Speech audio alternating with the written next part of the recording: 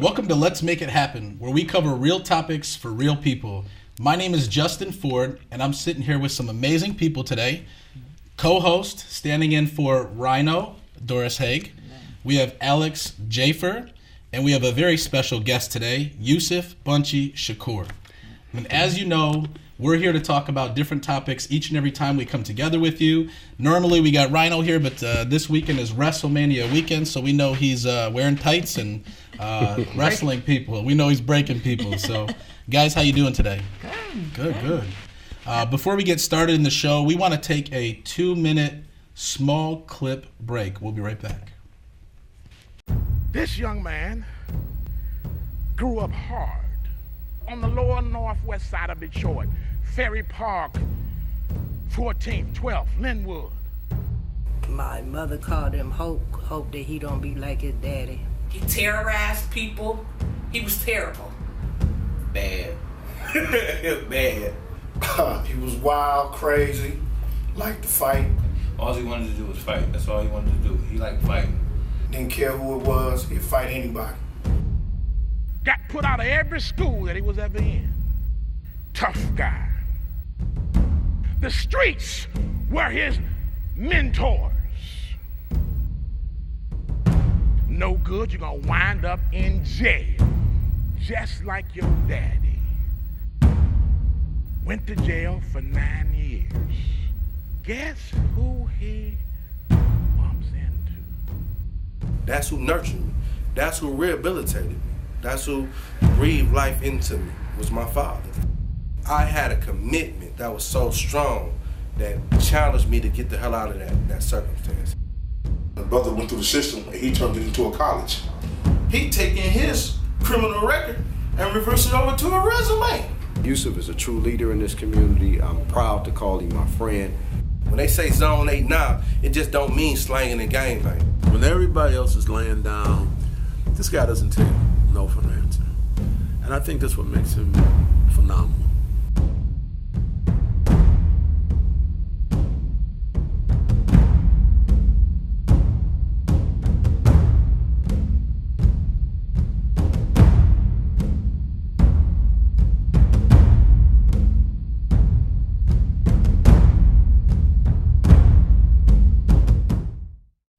And as you saw in that clip just now, this is the information that we're about to talk about today for our special guest, Yusef Bunchy Shakur. How you doing, sir? I'm good, man. Thanks for having me. Yeah, welcome to the show. So obviously the viewers just seen the clip about you, and I was able to watch it as well. Very powerful stuff. Mm-hmm. And there was a lot of people that talked about your past. Sounds like you were a rowdy little kid, man. Yes, I was. Yeah. You know what I always like to say, and even for my own story, which I'll share in a few minutes as well, is it's not how you start, it's how you finish. Most definitely. Yeah. And so let's talk about your story. You know, we heard, and I know in the video clip it talked a little bit, that you were incarcerated for 9 years. Mm-hmm. Talk about that. So it's not an individual story. It's a story of my mother, a story of my father, a story of my community. And so it resonates with people because it reminds you of your father, the people you're related to, right. Particularly in times of mass incarceration, that it impacts more people than we tend to realize. So growing up in a very poverty-stricken area in the city of Detroit where resources was scarce, father had to do what he had to do to try to find his manhood on corners. My mother was left to raise 3 children by ourselves, was socially abused, physically abused. That's the type of environment that I grew up in, where drugs was more prevalent than education. Getting in fights was more prevalent than being loved, right. Whether it's in the household, by police or anything. So becoming a gang member that I became by the age of 13, helped co-found the gang. You find yourself in the streets as a way to find your humanity. Right. Like for me, right. For the most part of my young life, I was invisible until I became a gang member. No one recognized me. No one was really, when I say no one, I'm talking about the larger context of society. Absolutely. Obviously, my mother was there, but in reality, she was limited to how she could support. And due to the things that she was facing, she began to drink, abuse alcohol as a coping mechanism. And as a mother trying to raise a boy in the urban jungle, and seeing the pitfalls of possibly going to prison or getting killed, she began to, discipline me. Discipline became excessive, borderline beatings. And so what she poured into me, I ultimately began to pour into other people as a result of being angry, frustrated. So when I wasn't good at anything else, I became good at fighting. Right. And so you found meaning in things maybe that at the time you didn't understand, what you were doing. But a lot of times, like you said, when you're growing up, you're looking to grab a hold of something or create an identity or find yourself or get that recognition. Is that right? Most definitely. At the end of the day, it's survival. We all find ourselves with a flight mode. I mean, like you look at the mutt dog. You push in the corner, it's ultimately going to come out fighting. Absolutely. I mean, first law of nature is self-preservation. Right. So for me, growing up in a tough environment, you take on those characteristics, or you become somebody meal at the end of the day. And I refuse to become somebody meal. Right. And me learning how to survive in the streets was watching my mother survive. She sold drugs. She did what she had to do, and so you begin to adapt. You do what you have to do in that environment.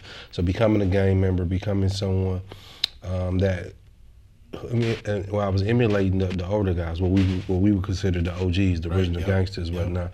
I didn't consider what they was doing was bad. I considered it was just normal in my community. Right. So the abnormal becomes normal, and the normal becomes abnormal within the community. I have a question for you. One of the things that you say is that you found spirituality in jail. Mm-hmm. How, sometimes that's hard to find. And I'm a person that I love spirituality. My life changed when I found spirituality. Why was that so important to you, or why did that help you? Well, to help the audience understand is the fact that upon meeting my father in prison, and the relationship we developed in prison was born out of knowledge, was born out of information.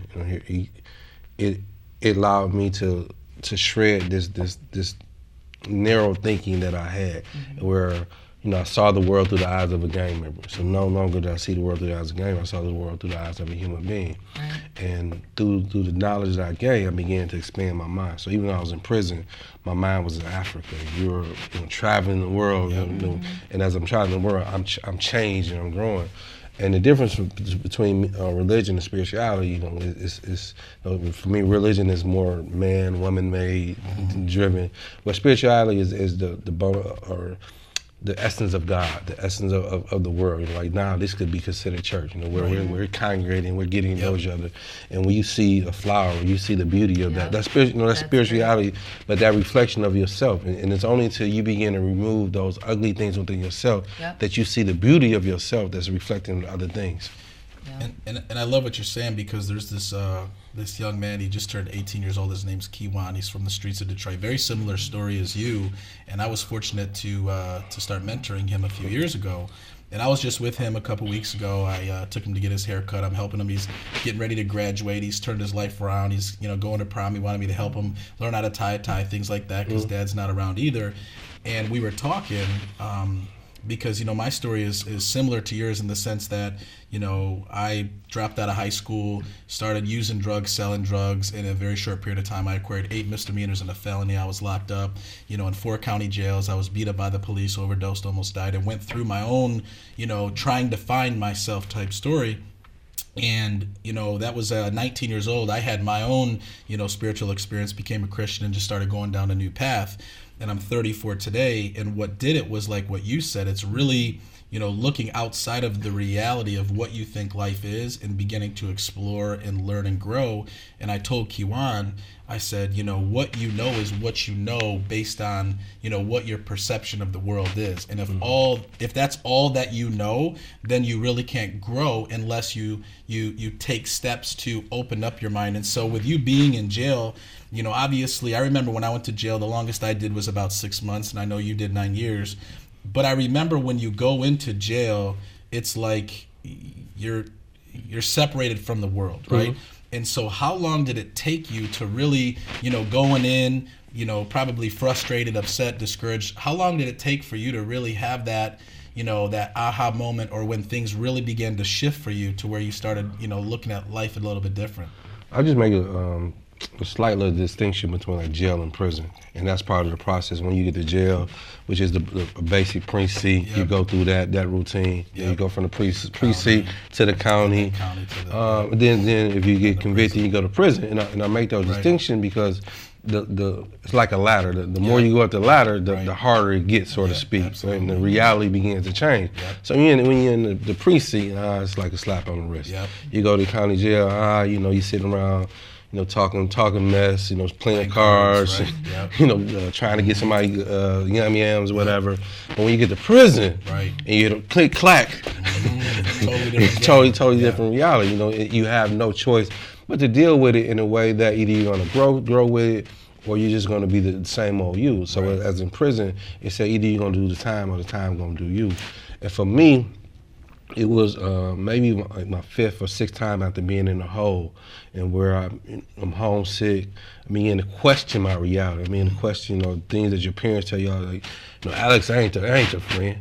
Alex your friend, why is he leading you to do dumb stuff? And I began to question that each time I find myself in a hole, and I'm seeing these things, but I didn't know that I didn't have the answers. And so I began to write my father. At the time, I knew of him, but I knew of him as a sperm donor, but I didn't know him as a father. And we developed a relationship through those letters. And mind you, I'm functionally illiterate. I could barely read or write. But what I did comprehend was that love, that warmth. All those things that I wanted, and I got it negatively. Here's the first time in my life that I'm getting positively. More importantly, I'm getting consistently. And like I was still getting in trouble, but I would look forward to those letters, and I would go barricade myself in those rooms, and I would dissect those letters. And I remember like the first one I wrote him, and he wrote back, and he was like, you made a mistake, because I was like, I ain't trying to hear one of my told you speeches. You can kill that. And he's like, you got to learn from your mistake. But more importantly, your faults as a young man is a result of the faults that I allowed you to inherit because I wasn't in your life. And so he's taking the responsibility, but also he's trying to figure out how to love and protect me in this environment due to the fact that he's in another prison. But also he ends the letter by saying, P.S. you misspelled knowledge, religion, and a few other words. If you ain't got a dictionary, you need to get one. So he was teaching you. Absolutely. He's holding the mirror in front of me, but he's also engaging me. But with love. Yeah, absolutely. And that's a powerful word, is what people think love is. Love is just this feeling that somebody's in your corner or cares about you, and there's a balance between discipline, but when you have love that comes in, it can change any situation that you're in, no matter what. And that's so powerful, because I look at, my own life, and, my parents divorced when I was 2. My dad, was an alcoholic, was doing his own thing. And I realized when I was a young kid, there was a lot of what a father brings to the table missing in my life. And I believe that's what caused me to go out, kind of like you were saying, you were, into a gang looking for, acceptance, appreciation, finding yourself. And I think that the father role, and I think, whether it's inner city, suburbs, all across the country, all around the world, when you take one of the components out of the home, there's something missing, right? Because we're supposed to have, a mother and a father, pouring into us, helping us, teaching us, which you had that missing, it sounds like, and I did for a while as well. And so a lot of times, people go looking for it in other places. And so, what I heard you saying was you really looked forward to, even as an adult, right? You were an adult when you went into jail, but here's your dad writing you letters, and you almost like grabbed onto it like you would as a young child would to his father. Is that right? Oh, absolutely. Yeah, every boy wants to be like their father. And here was an opportunity to finally be like my father in the right way. So here's a backdrop to my story, which is when my mother found that she was pregnant, my grandmother wanted her to have an abortion. And my mother was able to persuade her, and giving her a blessing, she had one request that my name be Hope. Hope like hell, I don't turn out like my daddy. And unfortunately, I ended up turning out like him, just end up in prison. And a year later, we would be at the same prison. And again, the powerful of the story is the fact that in prison, most family members are not allowed to be on the same prison yard because it's just against the policy. But showing the power of God, showing the power of change and redemption, but more importantly, it's part of a history though. It's part of like the shirt I'm wearing on Malcolm X. The first book he gave me was the autobiography of Malcolm X. Like, this man was the influence of how I changed my life. He can influence you how to change your life. Because the fact of the matter is, we both relived his life in some form or some fashion. And so this is how we break mass incarceration. This is how we deal with the fundamental social ills in the society that's contributing to the breakdown of human beings and the breakdown of families, where prisons are becoming the solutions versus communities are the solutions. Absolutely. And we do a lot of work in the community. Doris and I have a nonprofit called the Positive Zone School Initiative, where we go into schools, in the city of Detroit, and what you're saying is exactly it. The community piece has been taken out, and it's hard for people to go out there and really be successful, because when you take community away, people struggle. And so, we see it. They think that, all right, let's even at school, let's just suspend the kid, right? Let's, he did wrong. Let's expel. What is expelling a kid gonna do? Keep putting them out on the streets and not teaching them and showing them. So our program that we've created is actually to teach character education, leadership, success, do your homework, honor your parents, things like that. And what we see when we really see a real change coming, it's when mom or grandma, gets involved, comes to the school, and then we start to see that community, start to come back together. So that's really powerful. And so, and I do want to add on to that too, because we were talking about that is, we'll tell our kids that you are set up to fail. Yep. There's so many things that's out there that can set up to fail, but there are resources that are available. Like you found your purpose, and when I say purpose is, I work with them to say, what is your purpose? What is it? A message you want to give to other people, because mistakes are beautiful. Yeah. They can be beautiful if you use it in a sense for a purpose or a passion, or to help somebody or teach somebody something.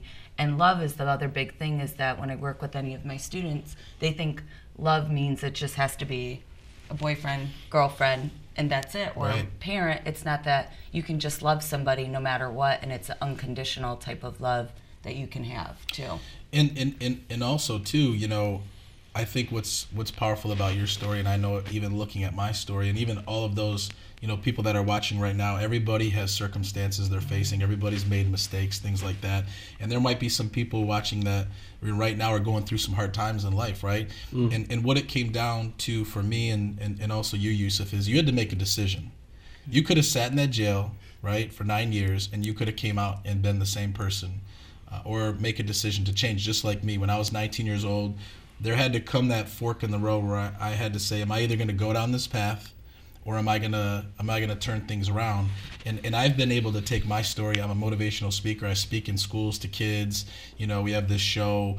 I try to share my struggle and how I overcame my struggle with young people, especially, on how they don't have to allow circumstances to define them. They don't have to allow what their existing reality is to define them. I was at a school in Cleveland just a few weeks ago speaking to the kids, and it's right outside of Cleveland called Lorraine, and it's one of the toughest areas outside of Cleveland. Heroin is at the all-time high. It's the worst city in the entire state of Ohio for heroin, and I was talking to these kids like, you create your path, right? But you need to know the steps of creating success. And obviously your dad laid some of that out for you. What would you say to those that are watching right now that either are facing circumstances, they've made some decisions in their past that are kind of, they're struggling with today, that you can encourage those that are watching on how, they can overcome and start going down a similar path that you've done? But 2 points I want to make. One is we have to be careful with the single story, the danger of one single story. Right, exactly. It's kind of particularly for black kids growing up in the ghetto, in urban environments. Well, Michael Jordan made it, so can you. Right. And I'm not saying that's not a reality, but the greater reality is of removing those social dynamics. Right. More also the internal dynamics that they've internalized. Right. I mean, like I want to be Michael Jordan, right? But am I Michael Jordan inside of myself? Right, that's good. Yeah. Have I learned how to love myself? Have I learned how to remove the anger, the hurt, those things that's anchoring me down, not to be who I can be, but also to get on my pathway to be Michael Jordan? Am I on this course for the greater good of my community, or am I on this course for the greater good of myself? Right, exactly. These are two different dynamics, and we're breeded to be individuals instead of breeded to be a part of a collective. Even though I'm an individual, I'm part of the collective, and the collective is greater than the individual, because it's out of the collective the individual was born.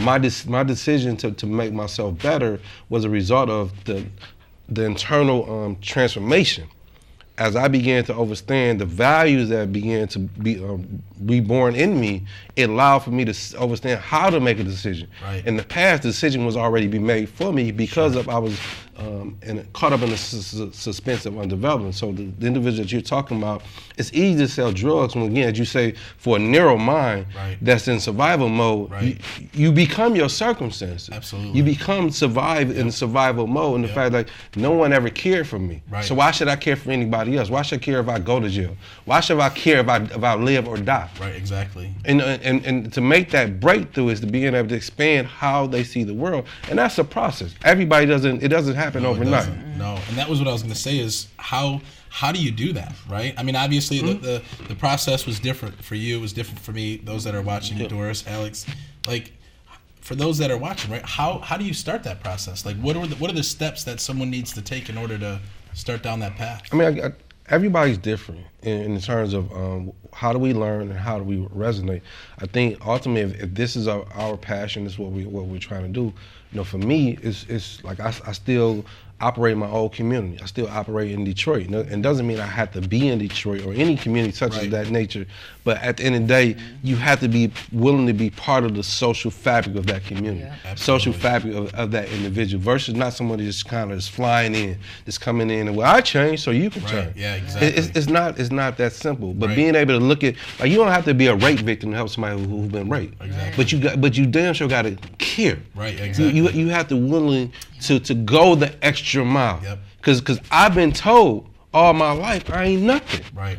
Whether by my circumstance, whether by my teacher, whether by the police. Yep. And at this stage, and I'll share what you guys do. When I went to the training school, and I was there for like 17 months. Came home, really wanted to do well, you know, and I put on a good front. And I didn't want to hurt my mother anymore. I didn't want to gang bang. And I was getting good grades at Northern. And the teacher said, what do you think about going to college? And I gave the response that every young man at the age, I would love to go to college. But when I went home that night and I'm in my bed and I'm wrestling with that question, I don't even know what college is. Yeah. Wow. You know, even though I grew up right down the street from Wayne State. Yeah. I rode my bike around, but I had no idea that this was a place that I should be pursuing. Right. Wow.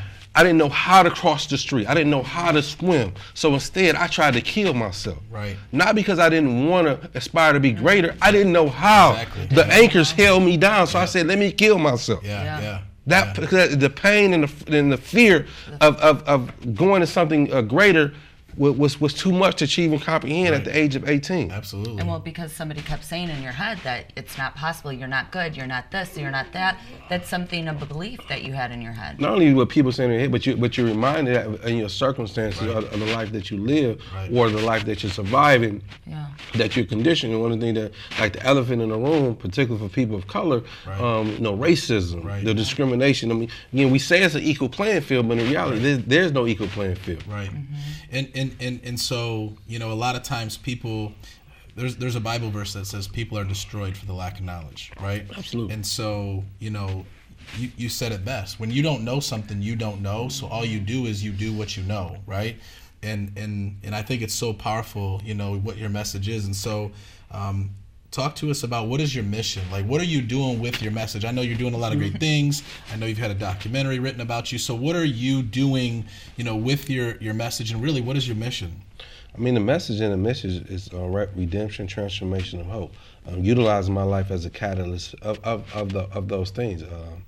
The fact that I'm not no product of any institution in this country, and I'm not knocking any institution, I'm a product of my father, I'm a product of my mother.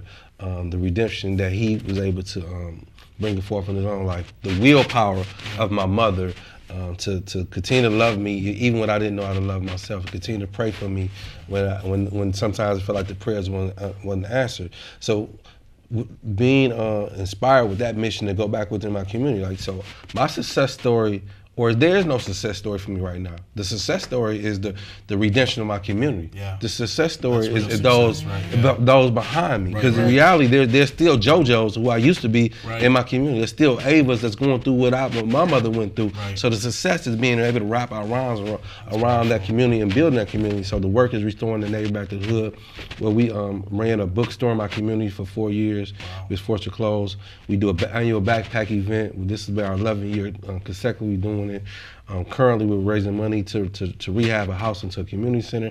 It's like, I can sit here and complain about the things that wasn't in my life, and it's legit. Right. But what I know now is I have to fill that gap. Yep. And that's where the mission is, to be able to understand, like my community is oppressed, my community is missing those things, but knowing how to navigate that, but more importantly, having the values and putting my community first. Like I can come here and talk to you all day about how great I supposedly is, but my greatness doesn't mean nothing if my community is not great. Amen. That's awesome. Wow. Alex, I know you've been a little quiet today. Do you have any questions at all? I'm just listening and taking it. Just receiving it. Yeah. No, it's amazing. And you know, how can those that are watching right now, you know, learn more about your story? I don't know if you have a Facebook page, or how can people get involved? Like, I know we're gonna talk to you after the show because you're doing a lot of what we're already doing, and what I think is important is bringing people together who have the same vision or the same mission, and do it on a larger scale. And so if there's anybody watching right now and they say, you know what, I want to be a part of, you know, changing community, or be a part of, you know, creating righteousness in the community, how would they do that? How can someone follow you, get a hold of you, and get involved? I mean, if folks on social media, I'm on Facebook as Yusef Bunchy Shakur. Again, that's Yusef Bunchy Shakur. Or folks can go to my website, www.yusefbunchyShakur.org.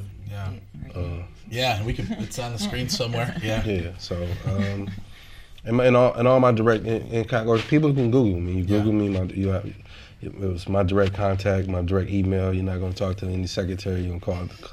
I mean, it's a business. But it's very personal. Yeah, that's awesome. Absolutely.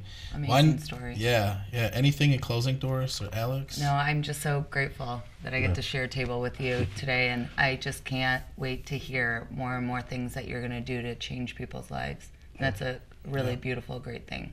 Thank you. Awesome. Well, thank you so much, Yusef. We really appreciate you coming in today. We're really excited about what you're doing and sharing your story, and we'd love to, be a part of that as well. And so, ladies and gentlemen, as Yusef said, there's a way to get a hold of him or get involved. Check out his website. Amazing man, amazing story, doing amazing things. And that's what Let's Make It Happen is all about. So, signing off, I'm Justin, Doris, Alex, and Yusef Bunchy Shakur. God bless you guys and have a great day.